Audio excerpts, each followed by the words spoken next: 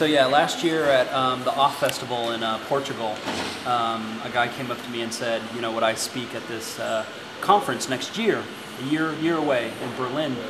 And I was like, yeah, sure, you know, tell me more about the thing. And he just kept talking, and I was like, okay, well, you know, tell me about the festival. And finally he said, well, it's Typo Berlin. And I said, oh man, I was like, you know, I don't do type. I'm not a type guy. And he's like, yeah, I don't even want to read if I don't have to. And he's like, no, yeah, you should come.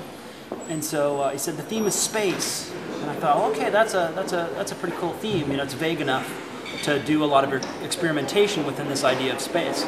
So that was a year ago. So I spent this past year kind of researching this idea of the word space and building projects around this word of space. So this presentation I'm doing is specifically for this conference. That's the first time I've ever really done that, so it should be good. And the big problem is my presentation actually is an hour and 15 minutes, and then they just told me this morning that it's 45 minutes. So I had to edit.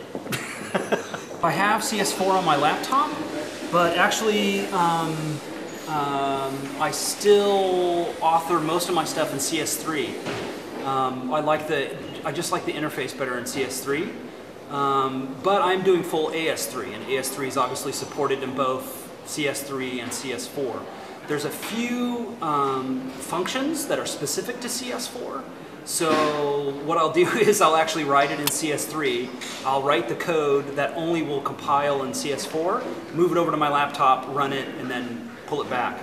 The main reason is I actually don't like what they've done with the interface. Like they've made it a full window, like on a PC, and that's why I'm on a Mac. Is I don't like that full window aspect. And there's just a couple of things about the application frame that drives me nuts. So I'm actually still authoring in CS3, though you know I'm writing all my code in full AS3 environment.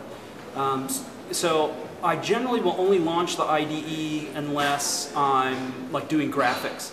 But if I'm writing full code, I actually use an environment called FDT, which is built on Eclipse. It's built by some German guys, Power Flashers. So I actually write all my code in FDT, which runs on Eclipse.